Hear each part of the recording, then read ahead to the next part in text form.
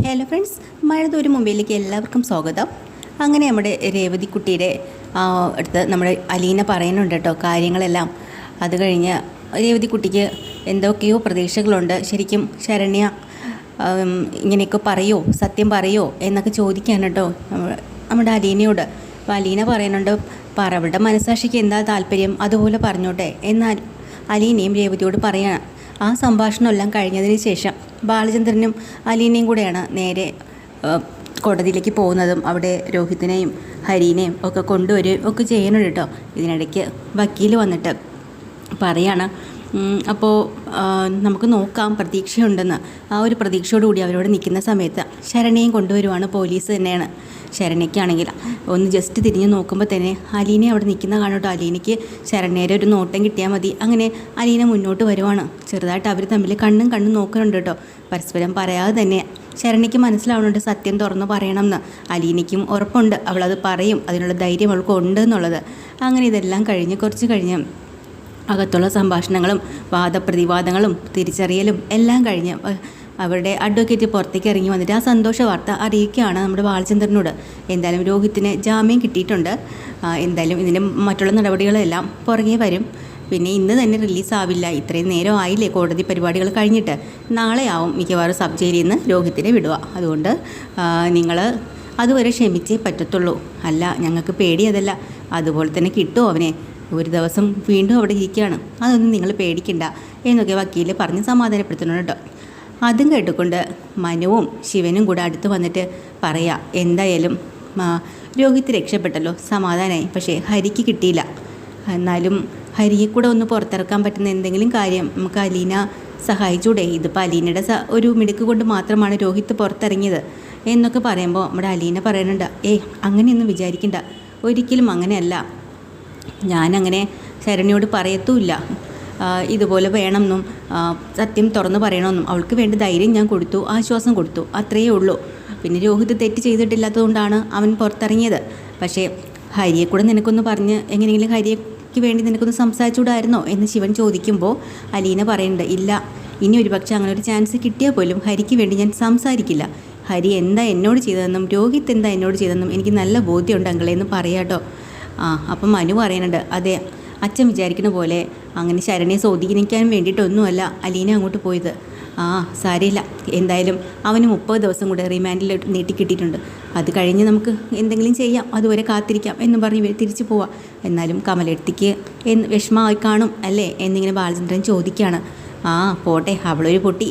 ഇപ്പോഴും അടുത്ത വീട്ടിലൊരു കൊച്ചിനെ നുള്ളിയാൽ കരയുന്നത് പോലെയാണ് അവളുടെ വിചാരം. ഈ ഹരി ചെയ്ത തെറ്റ്, അതിൻ്റെ സീരിയസ്നെസ് അവൾ ഇതുവരെ മനസ്സിലാക്കിയിട്ടില്ല. ഒരു പൊട്ടിക്കാളി, അല്ലാതെ എന്ത് ചെയ്യാൻ. എന്തെങ്കിലും പറഞ്ഞ് അവളെ വിശ്വസിപ്പിക്കാം, അല്ലാതെ ഒന്നും ചെയ്യാൻ നിവർത്തിയില്ല എന്നും പറഞ്ഞുകൊണ്ട് ഇവർ തിരിച്ച് വീട്ടിലേക്ക് പോവാണ്. വീട്ടിൽ ചെല്ലുമ്പോൾ തന്നെ കമല ആകെ പ്രശ്നക്കാരിയാക്കുവാണ് കേട്ടോ. കാരണം രോഹിത്ത് പുറത്തിറങ്ങിയില്ലേ, ഹരി ഇറങ്ങിയില്ല, രണ്ടുപേരും ചെയ്ത ഒരേ തെറ്റിന് ഒരാൾക്ക് ഇതിന് ഇത്രയും വലിയ ശിക്ഷ കൊടുത്തതെന്ന് ചോദിക്കുകയാണ്. അപ്പോഴാണ് മനു പറയണത്, പോയപ്പോൾ തന്നെ പ്രതീക്ഷ ഉണ്ടായിരുന്നില്ല എനിക്ക്, എന്നാലും പോയി എന്നേ ഉള്ളൂ. നിങ്ങൾ വേണ്ട വിധം അവന് വേണ്ടി സംസാരിച്ചില്ല, അതുകൊണ്ട് അവൻ രക്ഷപ്പെടാത്തത്. അവന് വേണ്ടി സംസാരിക്കാൻ അലീന ഉണ്ടായിരുന്നല്ലോ, അതുകൊണ്ട് അവൻ രക്ഷപ്പെട്ടു എന്നൊക്കെ ഇങ്ങനെ കാര്യങ്ങൾ പറയാട്ടോ. പക്ഷേ മനു എത്ര പറഞ്ഞിട്ടും കമലയ്ക്ക് മനസ്സിലാവണില്ല. കമല മോനെയും അച്ഛനെയും ഒക്കെ കുറ്റപ്പെടുത്തിക്കൊണ്ടിരിക്കുകയാണ്. മനു ആണെങ്കിൽ നേരെ മുത്തശ്ശിയുടെ അടുത്തേക്ക് ചെല്ലണം കേട്ടോ. അവിടെ ചെല്ലുമ്പോൾ മുത്തശ്ശി കാത്തിരിക്കുകയാണല്ലോ. മുത്തശ്ശിയോട് നടന്ന സംഭവങ്ങളെല്ലാം പറയാണ്. ഹരിക്ക് ജാമ്യം കിട്ടിയില്ല എന്നും ഒക്കെ മുത്തശ്ശിക്ക് നല്ല വിഷമമുണ്ട് കേട്ടോ. അവൻ ചെയ്തത് പോക്കൃത്തനമാണെങ്കിലും ജയിലിൽ കിടക്കുന്നതെന്ന് പറയുമ്പോൾ കൊച്ചുമോനല്ലേ, വിഷമാവും. അതുകൊണ്ട് എന്ന് പറയുമ്പോൾ മുത്തശ്ശിയെ ഒരു കാര്യം ചോദിച്ചില്ലല്ലോ, രോഹിത്തിന് ജാമ്യം കിട്ടുന്ന എന്നോട് ചോദിച്ചില്ലല്ലോ. രണ്ടുപേരും ഒരേ തെറ്റല്ലേ ചെയ്തത്, ഒരാൾക്ക് കിട്ടാതെ പോകുമ്പോൾ മറ്റവനും കിട്ടിക്കാണില്ലെന്ന് ഞാൻ വിചാരിക്കണു, അത്രയേ ഉള്ളൂ. അങ്ങനെയല്ല, അത് മുത്തശ്ശിക്ക് തെറ്റി. അവൻ രക്ഷപ്പെട്ടു, അവൻ ജാമ്യം കിട്ടി അവന്. അതെയോ, അതെങ്ങനെ സംഭവിച്ചു? അത് നമ്മുടെ അലീനയുടെ മിടുക്ക് കാരണോ? അത് ആണോ? അലീന എന്ത് സഹായമാണ് ചെയ്തത്? അത് പുറത്ത് എന്തൊക്കെ കാര്യങ്ങൾ നടന്നത് ഇത്രയും ദിവസത്തിനിടയ്ക്ക് മുത്തശ്ശി എന്തെങ്കിലും അറിഞ്ഞോ? ഇല്ലല്ലോ. ആ പെൺകൊച്ച് താമസിക്കുന്ന കോളനിയിൽ വരെ അലീന ചെന്നു, അറിയോ? അവളെ അവിടെയുള്ള എല്ലാവരും കൂടെ അവളെ സ്വാധീനിക്കാൻ ചെന്നതാണെന്നും പറഞ്ഞുകൊണ്ട് അലീനയെ മണ്ണൊഴിച്ച് ചുട്ട് കൊല്ലാൻ വരെ നോക്കിയതാണ്. അതിൽ നിന്നെല്ലാം ധൈര്യപൂർവ്വം അവൾ കരകയറി ആ പെൺകുട്ടിക്ക് ആശ്വാസവും ധൈര്യവും കൊടുക്കാൻ പോയി. അങ്ങനെയൊക്കെയാണ് സത്യം അറിഞ്ഞത്. അവൾ രോഹിത്ത് തെറ്റ് ചെയ്തിട്ടില്ല എന്നുള്ള കാര്യം അത് സമൂഹത്തിന് മുന്നിൽ വിളിച്ച് പറയാനുള്ളൊരു ധൈര്യം അവൾക്ക് കൊടുത്തു, അത്രയേ ഉള്ളൂ. അല്ലാതെ അവനെ രക്ഷിക്കണമെന്നൊന്നും പറഞ്ഞിട്ടില്ല. ആ ധൈര്യം കൊണ്ട് അവളത് പറഞ്ഞു. ആണല്ലേ, എന്തായാലും ഒരാളെങ്കിലും രക്ഷപ്പെട്ടല്ലോ, അത്രയെങ്കിലും നമുക്ക് സമാധാനിക്കാമല്ലോ. അത് ശരി തന്നെയാണ്. ബാക്കി വിശേഷങ്ങളൊക്കെ ഹരിയിടയ്ക്ക് ഇനി 30 ദിവസം കൊണ്ട് ജയിലിൽ കിടന്നാൽ തന്നെ പറ്റത്തുള്ളൂ. അത് കഴിഞ്ഞ് മുത്തശ്ശിയോട് കാര്യങ്ങളൊക്കെ ഞാൻ പറഞ്ഞോളാം കേട്ടോ. അത് കഴിഞ്ഞിട്ട് കാര്യങ്ങളെല്ലാം ബബിത വിളിച്ച് പറയാൻ കേട്ടോ അമ്മയോട്, വൈജയോട് കാര്യങ്ങളൊക്കെ പറയാണ്. അപ്പോൾ വൈജ ചോദിക്കുന്നുണ്ട് എങ്ങനെയാണ് കിട്ടിയതെന്നല്ല, ആരൊക്കെയാണ് കോടതിയിൽ പോയതെന്നൊക്കെ. അലീനയും കൂട്ടിയാണ് അച്ഛൻ പോയതെന്ന് അറിയുമ്പോൾ വൈജയ്ക്ക് ദേഷ്യമാവുന്നുണ്ട്. പോന്നിടത്തെല്ലാം അവളെയും പൊക്കി പിടിച്ചുകൊണ്ട് പോകാൻ ഇയാൾക്ക് എന്താ നാണമില്ലേ? എറണാകുളത്ത് എവിടെ പോയി അവളെയും കൊണ്ടല്ലേ പോയത്? ആ കാര്യം നടന്നില്ലേ ബബിതേ? അവിടെ പോയിട്ടൊന്നും നടന്നില്ല. എന്നാലും ഇപ്പോഴും അലീനയ്ക്ക് തന്നെ ക്രെഡിറ്റ്. അവൾ കാരണമാണ് ഇപ്പോൾ രോഹി പുറത്തിറങ്ങി എന്നുള്ള രീതിയിലാണ് നടപ്പും ഭാവമൊക്കെ. പിന്നെ അവൾ കാരണം, അവൻ തെറ്റ് ചെയ്തില്ല, അതുകൊണ്ടാണ് അവൻ ശിക്ഷിക്കപ്പെടുന്നത്, അല്ലാതെ അവൾ കാരണമല്ല എന്നൊക്കെ ഇങ്ങനെ പറയുന്നുണ്ട് കേട്ടോ നമ്മുടെ വൈജ. എന്തായാലും രോഹി വന്നല്ലോ, വരുമ്പോൾ ഇതുവഴി വരണേ. ആശുപത്രിയിൽ വരാനോ? അതെ, ഞാനല്ലല്ലോ അമ്മ രോഹിയേട്ടനെ വിളിക്കാൻ പോകണം, അച്ഛനും അലീനയും കൂടെ തന്നെയായിരിക്കും. നീയും പോകണം, കാറിൽ കയറണം, തിരിച്ച് വരണ വഴി ആശുപത്രിയിൽ കയറണം, എനിക്ക് അവനെ കാണണമെന്ന് പറയണം, ഇവിടെ വന്ന് എന്നെ കണ്ടിട്ട് പോയാൽ മതി കേട്ടോ എന്നൊക്കെ ഇങ്ങനെ ഭവിതയോട് പറയാം കേട്ടോ. അതുപോലെ അലീനയ്ക്കും നല്ല വിഷമമുണ്ട്, കാരണം രോഹിത് വരുന്നു എന്നുള്ളത് സന്തോഷം തന്നെയാണ്. പക്ഷേ ഇതിനിടയ്ക്ക് ഇവിടെ വൈജ വക്കീൽ നോട്ടീസൊക്കെ അയച്ചല്ലോ, അതിൻ്റെ കൂടെ ബബിതയോട് പറഞ്ഞു വിട്ടിട്ടുണ്ടായിരുന്നു ഞാൻ എന്തായാലും ഇവിടുന്ന് ഇറങ്ങിക്കഴിഞ്ഞാൽ വീട്ടിലേക്ക് വരില്ല എന്നുള്ള കാര്യം. അത് വല്ലാത്ത സങ്കടം അലീനയ്ക്ക് ഉണ്ടാക്കിയിട്ടോ. കൃഷ്ണമോള് പറയുന്നുണ്ട് കൃഷ്ണമോളോട്, മോളെ ഇങ്ങനെ പോയാൽ അമ്മ ഇവിടെ വന്നില്ല എന്നുണ്ടെങ്കിൽ ഞാൻ പിന്നീട് ഇവിടെ നിൽക്കത്തില്ല. അതെന്താ ചേച്ചി അങ്ങനെ? അത് വേറെ രീതിയിലൊക്കെ ആവും മോളെ സംസാരവും കാര്യമൊക്കെ, അതിനേക്കാളും ഞാൻ ഇവിടുന്ന് പോകുന്നതല്ലേ നല്ലത് എന്ന് ചോദിക്കാട്ടോ. പക്ഷേ കൃഷ്ണമോൾക്ക് നല്ല വിഷമമുണ്ട്. നമുക്ക് ഈ സസ്പെൻസ് പൊളിച്ചാലോ എന്ന് ചോദിക്കുകയാണ്. അതൊന്നും പറ്റില്ല, പറയാൻ വലിയ എളുപ്പമാണ്, രണ്ടുപേരും വലിയ അഭിമാനികളല്ലേ. എൻ്റെ അമ്മയാണ് മാഡം എന്നറിഞ്ഞു കഴിഞ്ഞാൽ പിന്നെ മാഡത്തിന് ഇവിടെ പിടിച്ച് നിൽക്കാൻ പറ്റുമോ ഇവിടെ അച്ഛൻ്റെ മുന്നിൽ? അപ്പോൾ മാഡം ഇവിടുന്ന് പോവും, അല്ലെങ്കിൽ എന്തെങ്കിലും കടുകയും ചെയ്യും. ഇനി ഇതെല്ലാം വൈജ മാഡം അറിഞ്ഞു എന്ന് ഇപ്പോൾ നമ്മുടെ അച്ഛൻ അറിഞ്ഞു കഴിഞ്ഞാലോ? അത് അതിലും വലിയ അഭിമാനക്കുറവാവില്ലേ? അച്ഛൻ കൂടെ ജീവിക്കൂ? ഇല്ല. അങ്ങനെ ഇരിക്കുന്ന സമയത്ത് ഇതൊന്നും പുറത്ത് പരസ്പരം അറിയാതിരിക്കുന്നതിൽ നല്ലത് നമ്മളിൽ തന്നെ അങ്ങ് ഒതുങ്ങി കൂടിക്കോട്ടെ, സാരമില്ല. അങ്ങനെ പിറ്റേ ദിവസം രാവിലെ തന്നെ സബ് ജയിലിൽ പോയി നമ്മുടെ രോഹിത്തിനെ പുറത്തിറക്കിക്കൊണ്ട് വരാനുള്ള തീരുമാനങ്ങൾ എടുക്കുകയാണ് കേട്ടോ. ആ സമയത്ത് നമ്മുടെ ശരണ്യയ്ക്ക് ശരിക്കും വിഷമമാവുന്നുണ്ട്. കാരണം ശരണ്യ വീട്ടിൽ അച്ഛനും അമ്മയും ഒക്കെ വഴക്ക് പറയാം കേട്ടോ. കാരണം സത്യം തുറന്ന് പറഞ്ഞതിന് 4 പേരെ പ്രതികളുടെ പേരും പറയേണ്ടതിന് വരെ മൊഴി മാറ്റി പറയാൻ എന്നോട് ആരാടി പറഞ്ഞത്?